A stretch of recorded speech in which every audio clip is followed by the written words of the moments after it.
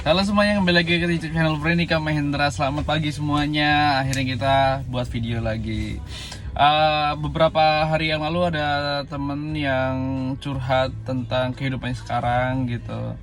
Dia bilang, wah enak ya Vrendika sekarang hidupnya gitu. Udah ada kerjaan, udah punya aktivitas positif gitu. Nah, sebenarnya apa yang teman-teman lihat tentang Vrendika itu nggak semuanya enak gitu. Sama sama dengan video-video sebelumnya ya yang mungkin bahas tentang keberuntunganku gitu. Sebenarnya dulu sempat aku berpikir aku malas dilahirkan sebagai Vrendika gitu, karena dulu masih ngalamin pahit-pahitnya ya. Jadi kalau sekarang bersyukur sih ngelewatin semua itu dengan baik gitu. Dulu itu mungkin teman-teman yang mungkin putus asa sekarang, terus ada juga kemarin curhat ada ya beberapa orang yang mungkin mau nyudahin kehidupannya gitu. Coba teman-teman berpikir, mungkin ya ini aku juga pasti pernah mengalami hal yang sama teman-teman. Jadi aku cerita ini buat referensi aja ke teman-teman gitu. Dulu juga aku hidupnya nggak seenak sekarang gitu. Jadi dulu saya sempat dibully itu dari kecil gitu. Jadi dari kecil SD kelas 1, kelas 2 itu dibully. Kelas 1, kelas 2, kelas 3 tuh udah dibully. Ingat banget dulu ya waktu aku kecil itu, aku masih ingat banget. Jadi waktu itu orang tua aku nggak ada di rumah. Aku sama adikku di rumah sendirian. Aku masih kecil-kecil banget sama adikku. Akhirnya adikku tak suruh tidur di kamar. Jadi anak-anak yang gangguin itu kayak selisihnya sekitar anak-anak SMA, anak-anak SD, anak-anak SMA, anak SMP itu kalau nggak salah ya. Itu aku masih ingat mukanya. Aku ingat banget mukanya gitu.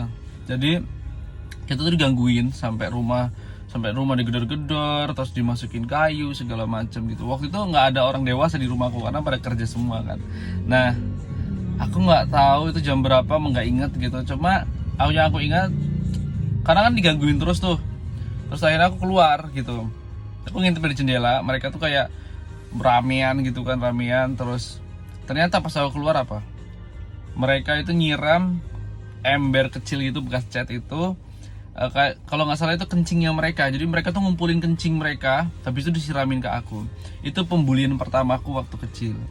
Terus pembulian itu dari SD, SMP, SMA tetap ada di fase sekolah itu ada gitu. Jadi mungkin ya diskriminasi, pembulian, hal yang tidak menyenangkan, atau bercanda berlebihan, atau yang menyakiti hati pasti mungkin sampai detik ini ada gitu. Jadi teman-teman jangan berpikir sendirian, terus sedih ya, nggak ada yang sayang sama kita. Pokoknya seberat apapun hidup teman-teman harus teman-teman jalani gitu. Dulu waktu aku SMP juga, karena SMP-nya jam 1 aku sambil kerja kan, pagi sampai siang tuh kerja, terus SMP sekolah gitu. Terus pernah dibully juga waktu SMA. Banyak pembulian yang buat aku ini ya, bahkan dari SD aku sempat dikurung kalau nggak salah ya. Dikurung di kamar mandi gitu kan. Terus habis itu saking takutnya aku kan ya waktu kecil itu ya, aku bilang aja ada pocong, teriak-teriak pocong gitu kan. Akhirnya guru-guru SD tuh sampai ketakutan. Akhirnya di rumah aku dimarah sama ibuku, kamu ini bikin gurunya takut gitu kan. Maksudnya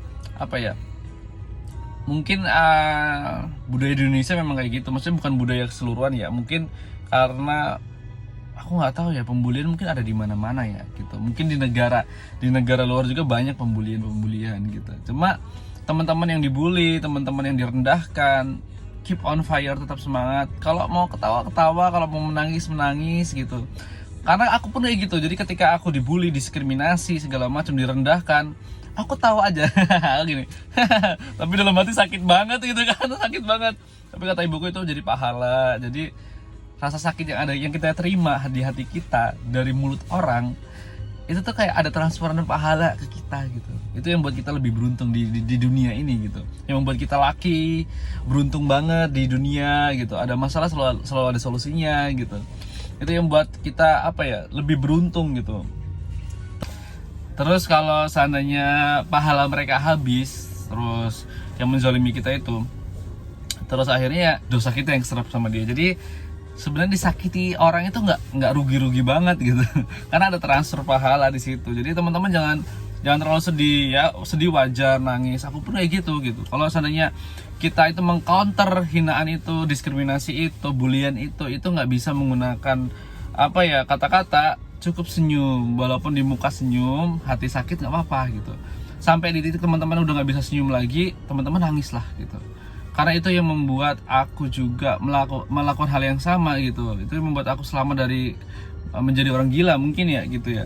Itu secara apa ya, secara psikologi yang membuat aku apa ya, selamat lah ya, selamat dari kegilaan dunia gitu kan. Terus kalau kita bahas masa lalu ya, aku juga di perusahaan sebelumnya dipanggil sama HRD gitu, ada psikiater kan di situ. Karena aku dari SMA itu direndahkan gitu ya, aku pernah ingat banget ya, kepala aku pernah ditendang, kepala aku pernah digini-giniin. Orangnya itu aku masih inget banget, inisialnya GR gitu. Orangnya aku ingat sekarang kerja di mana dan sekarang kerja di hukum gitu kan. Ya itu masa lalu dia gitu kan, dan nggak ada, mungkin sampai sekarang nggak ada kata maaf. It's okay gitu.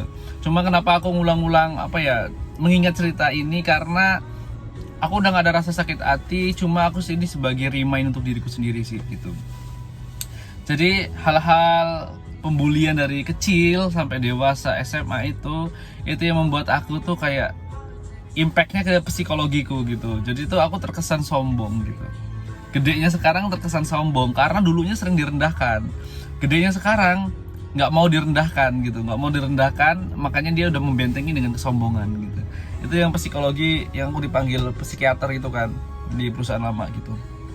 Nah itu aku harus ngobatin diri, harus ngobatin mentalku gitu. Dampaknya banyak loh, pembulian itu dari kecil sampai SMA itu dampaknya kemana-mana gitu.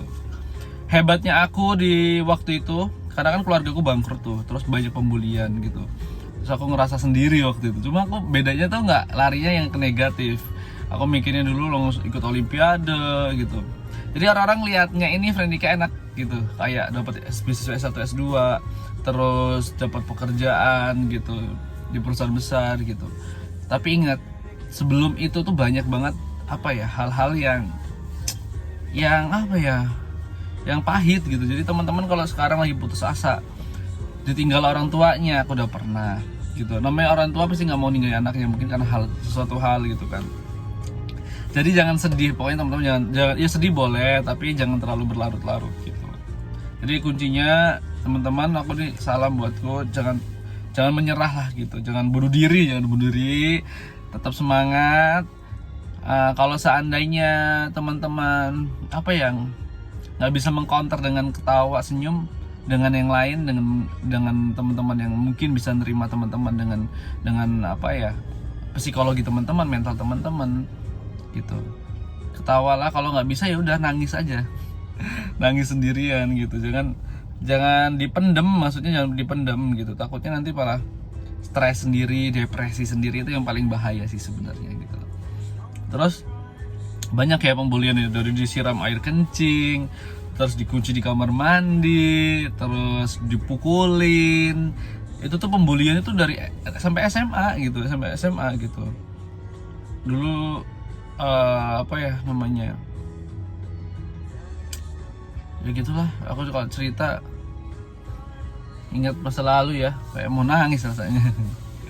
Tapi kalau sekarang ya apa ya, sekarang ya bersyukur bisa di posisi ini, walaupun ada challenge ya, walaupun mungkin masih mengalami hal-hal yang sama gitu. Tapi menurutku sih nggak terlalu parah sama yang dulu sih. Sekarang aku bisa mengcounter lah gitu. Kalau nggak bisa mengcounter, nangis aja. Nangis aja, toh hidup ini kan nggak sampai 200 tahun 300 tahun. Hidup kan cuma paling banyak-banyak 100 tahun umur kita gitu kan. Jadi have fun, tetap senang-senang, lakukan apa yang teman-teman suka gitu. Kalau hobinya nonton, hobinya traveling gitu. Jadi udah nggak usah dipikirin, santai aja gitu. Coba mulai merangkul orang-orang yang menerima kamu apa adanya gitu. Jangan apa ya, fokus sama orang-orang yang mungkin merendahkanmu, mungkin mendiskriminasimu, mungkin membulimu, mungkin merendahkanmu, menghinamu gitu.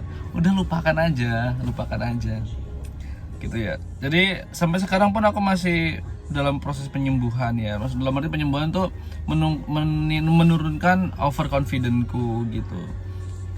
Biar orang lihatnya nggak terlalu sombong amat gitu. Sedangkan aku punya beban mental di masa lalu seperti itu, jadi terkesannya sekarang sombong karena aku nggak suka direndahkan nggak suka, dihina nggak suka sebenarnya gitu, karena background masa laluku. Oke, pokoknya tetap semangat buat teman-teman yang sedang berjuang di sana, di luaran sana dengan kehidupannya masing-masing, dengan masalahnya masing-masing. Tetap semangat, jangan putus asa. Aku berdoa semoga teman-teman bisa tetap berjalan lah, walaupun tertatih-tatih, tetap semangat berjalan gitu. Aku tahu pasti berat banget jalaninya hidup ini, tapi yang harus teman-teman yakini masih banyak orang yang sayang sama teman-teman gitu. Kalau teman-teman mau curhat juga boleh, nomor telepon saya itu bisa di video-video selanjutnya udah tercantum gitu ya. Oke, terima kasih banyak, tetap semangat buat teman-teman yang sedang ada masalah, sedang putus asa. Jangan menyerah pokoknya. Oke, mungkin itu aja dari aku. Thank you for watching my video. Sampai jumpa di video selanjutnya. Bye bye.